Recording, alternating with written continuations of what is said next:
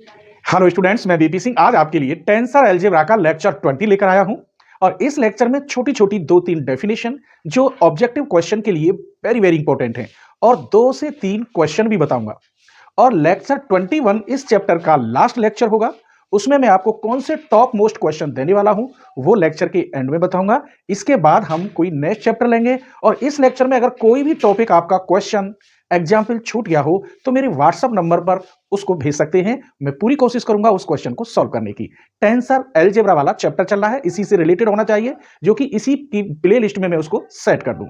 आइए तो कुछ इंपॉर्टेंट हम रिलेटिव टेंसर क्या होता है, रिलेटिव वेक्टर क्या होता है, इन चीजों को समझते हैं, फिर इस पर बेस्ड 1-2 क्वेश्चन देंगे। आइए सबसे पहले बताते हैं relative tensor. Relative tensor, if the quantity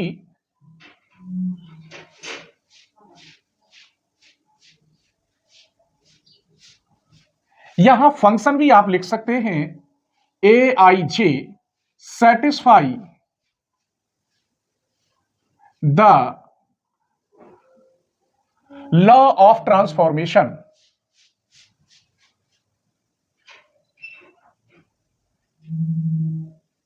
law of transformation जैसे यहां मैं निकालता हूं ए बार आई जे, तो यहां अल्फा बीटा लगा दिया, तो del X alpha upon del X bar I, del X beta upon del X bar J, और यहां मॉड के अंदर del X upon del X bar, और इसका वेट ओमेगा होता है।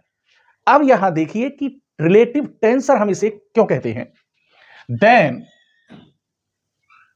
इसको ए I J,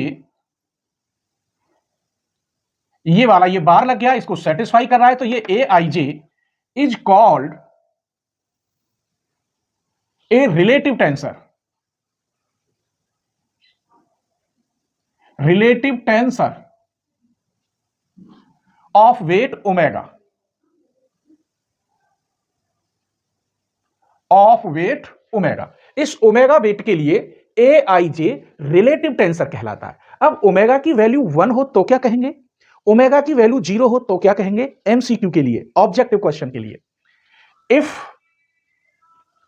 omega equal to 1 तब हम इसको क्या कहेंगे, then A I J is called tensor density.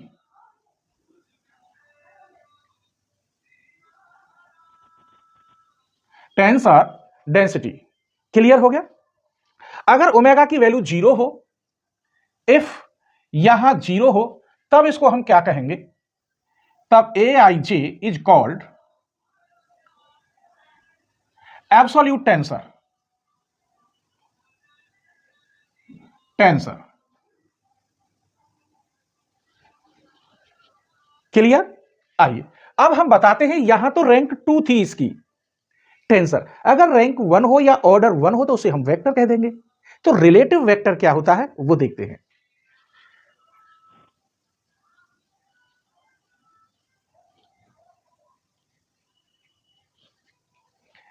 A relative tensor,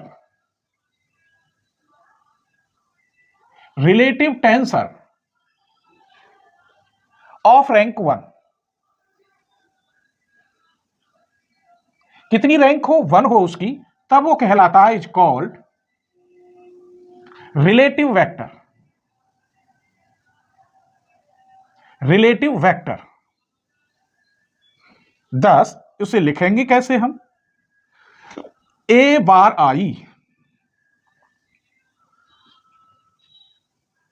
इसे हम लिखेंगे A alpha, del X alpha upon del X bar I, और वेट तो वही रहेगा डेल एक्स बार आई है, तो यहां आई लगा दो, और ओमेगा वैसे यहां नहीं होता, केवल बार होता है, इस पर कोई फर्क नहीं पड़ता। अब यहां ओमेगा की वैल्यू 1 हो तो इसे हम क्या कहते हैं, वेक्टर डेंसिटी। अगर यहां ओमेगा की वैल्यू 0 हो तो उसे हम क्या कहते हैं, absolute vector. If omega equal to 0 हो तो कहलाता है vector density. If omega equal to 1 हो, नहीं ओमेगा इक्वल टू 1 हो तो क्या कहलाता है, वेक्टर डेंसिटी, और 0 हो तो वेक्टर एब्सोल्यूट या एब्सोल्यूट वेक्टर। अब हम आपको बताते हैं केवल ओनली रिलेटिव टेंसर हो गया, रिलेटिव वेक्टर हो गया, रिलेटिव स्केलर। और देखिए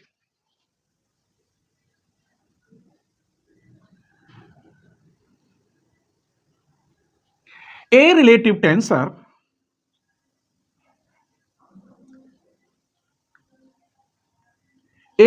टेंसर ऑफ ऑर्डर 0 या रैंक 0, तब हम कहेंगे उसे इज कॉल्ड रिलेटिव स्केलर।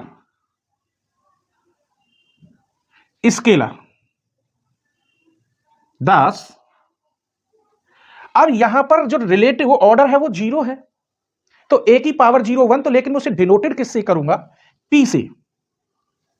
यहां हम आइडेंटिटी लिखेंगे, किसी की पावर 0 की वैल्यू 1 होती है तो मैंने आइडेंटिटी लिख दिया, लेकिन यहां लिखा जाएगा del X upon del X bar omega. यहां पी से डिनोटेड कर दिया मैंने, ये आइडेंटिटी ई से, और यहां ओमेगा। अब ये जो आई है ये कहलाता है रिलेटिव स्केलर। तब then I is called relative scalar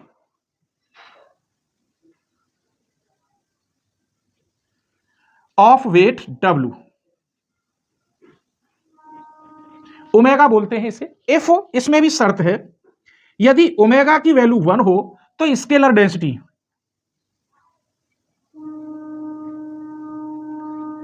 if यदि ओमेगा की वैल्यू 0 हो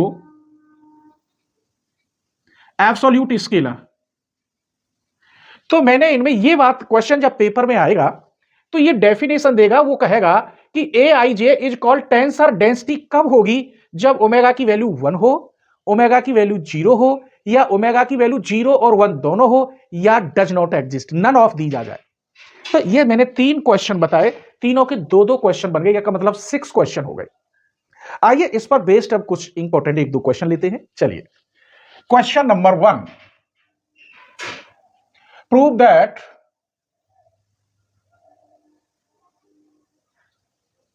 the scalar product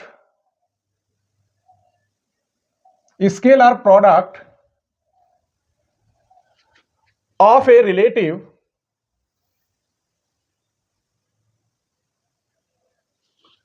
covariant vector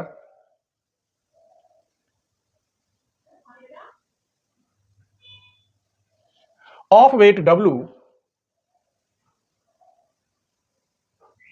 omega बोल देना आप, omega, and a relative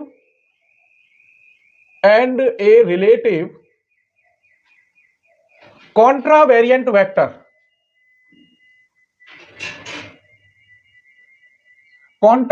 vector of weight omega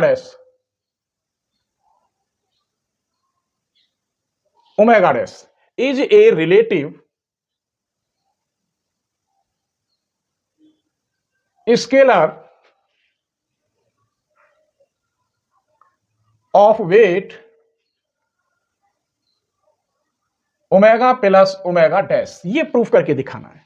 तो बिल्कुल डेफिनेशन मैंने लिखी है, अब आप क्लियर समझ जाएंगे, इस क्वेश्चन में कोई बड़ी बात नहीं है। आइए solution. Let A I B a relative, let A I B a relative contravariant vector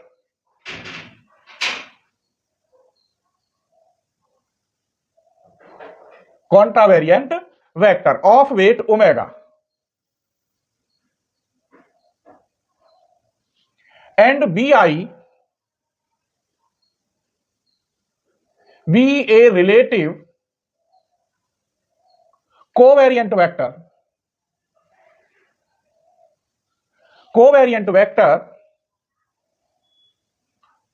of weight omega dash. तब बाई स्केलर रिलेटिव की डेफिनेशन कहां है, ये वाली रिलेटिव की, ये वाली दोनों कोई सी भी लगा दीजिए। तो पहले ए आई के लिए ले रहा हूं मैं, ए बार आई, इसके बार लगाने पर, क्योंकि हमें लॉ ऑफ ट्रांसफॉर्मेशन लगाना है, तो यहां आएगा A alpha del X bar I upon del X alpha, और यहां del X upon del X bar आता है केवल, और इसका वेट ओमेगा। दूसरा बी के लिए आप लेंगे तो ऐसे लिखेंगे बी बार आई, यहां B alpha del X beta ले लीजिए, चलिए अलग अलग ले लीजिए, बीटा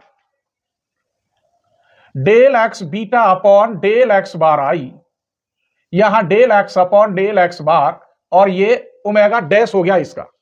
इन दोनों को हम एक जगह लिखेंगे मल्टीप्लाई में A bar I B bar I equal to, तो यहां ए अल्फा बी बीटा, ये हो गया del X bar I upon del X alpha del X beta upon del X bar I, और यहां del X upon del X bar omega plus omega dash, multiply में power add होती है। यहां अब क्रोंकर डेल्टा वाली डेफिनेशन लगाते हैं, ए अल्फा बी बीटा, ये हो गया डेल बीटा से अल्फा, ये दोनों हट गए, del X upon del X bar omega plus omega dash, beta से बीटा गया, ए अल्फा बी अल्फा बचा, del X upon del X bar omega plus omega bar. यही आंसर आ गया सेम इसका, ए बार आई बी बार आई। यही कह रहा था कि जो रिलेटिव हैं दोनों के वेट क्या होंगे, omega plus omega dash. Clear? यही हमें प्रूफ करना था। तो ये क्वेश्चन कैसा लगा, एक छोटा सा कमेंट आप जरूर करना। नेक्स्ट क्वेश्चन और बताते हैं जो इंपॉर्टेंट है, आप स्क्रीनशॉट ले लीजिए। चलिए तो क्वेश्चन नंबर 2 देखते हैं।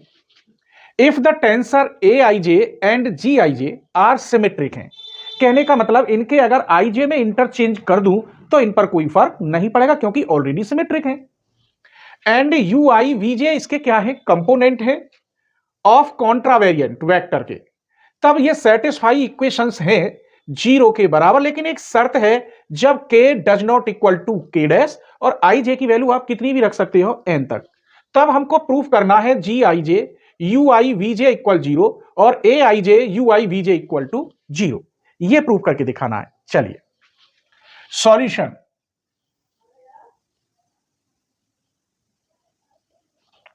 ये कंडीशन दे रखी है इसने, जब k does not equal to k dash है, तो फर्स्ट इक्वेशन क्या दे रखी है, A I J minus K G I J, और बाहर है U I equal to zero, इसे फर्स्ट कह दो। दूसरी इक्वेशन ए आई जे, यहां के डैश है जी आई जे, और यहां V I equal to zero. अब हम क्या करते हैं कि फर्स्ट में इसमें मल्टीप्लाई करें हम वीजे की और इसमें यू आई की, और फर्स्ट माइनस सेकंड करते हैं। ठीक है, इक्वेशन है जैसे हाई स्कूल इंटर में सॉल्व करते हैं ऐसे यहां करना है। आइए तो मैं फर्स्ट में मल्टीप्लाई करूंगा वीजे की, माइनस सेकंड में मल्टीप्लाई करूंगा यू जे की। किसकी? यू जे की। तो इसमें वीजे की आप मल्टीप्लाई करेंगे, साथ में खोल भी देते हैं, तो ए आई जे यू आई और वी जे मल्टीप्लाई हो गई, minus K G I J U आई और वी जे की मैंने मल्टीप्लाई कर दी। अब इसको माइनस करेंगे तो ये तो माइनस हो जाएगा, ये प्लस, तो इसमें किसकी मल्टीप्लाई है, A I J V I U J, minus minus plus K dash G I J V I U J, और इक्वल टू जीरो। यहां तक शायद कोई परेशानी नहीं आई होगी। अब हमको सॉल्यूशन करने के लिए कुछ चेंजिंग करेंगे, तो इंटरचेंज करेंगे इसमें सेकंड और फोर्थ टर्म में, क्योंकि ये मुझे सॉल्यूशन में लाना है। ये तो आपका कट गया, देख लीजिए यू आई वीजे, और जब इंटरचेंज करेंगे तो ये भी यू आई वीजे हो जाएगा, तो ये तो आपका कट जाएगा, यहां कोई परेशानी नहीं है। अब हमको ये बचना चाहिए। आइए तो यहां जी आई ये क्या है, वी आई यू जे, और यहां भी ये इंटरचेंज करेंगे आई और जे में। क्लियर? तो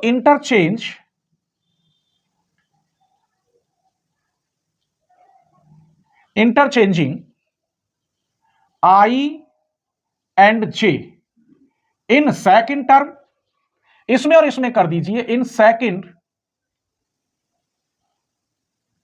and third term.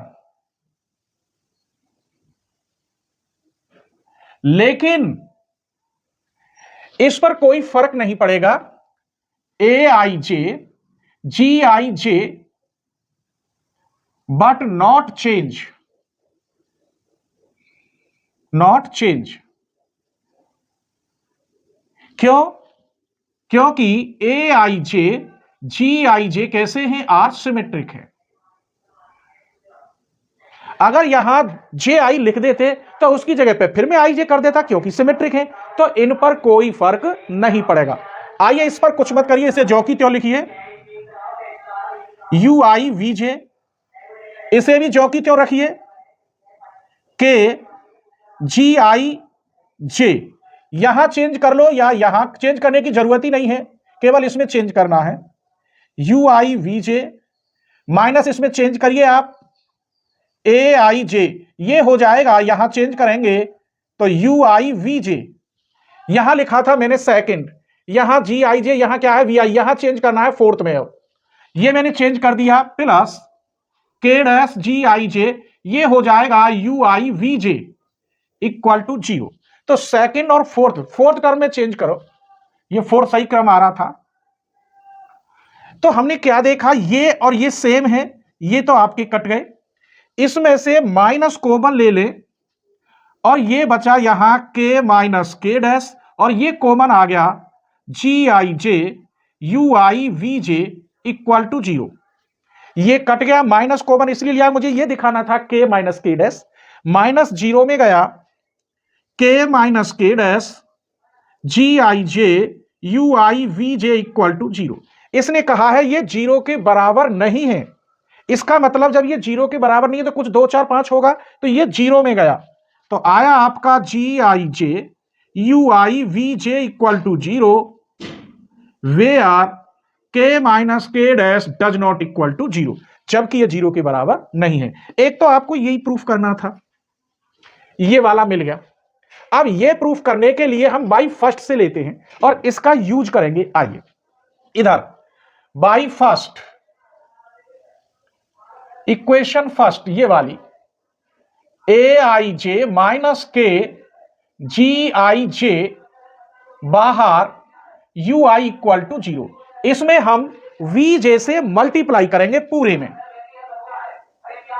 Multiply by V J both side. तो ए I J minus K G I जे बाहर यू आई वी जे, इसकी मल्टीप्लाई कर दीजिए, A I J U I V J minus K G I J U I V J equal to 0। अब हम देखते हैं इसकी value, G I J U I V J का मान यहां 0 रख दीजिए।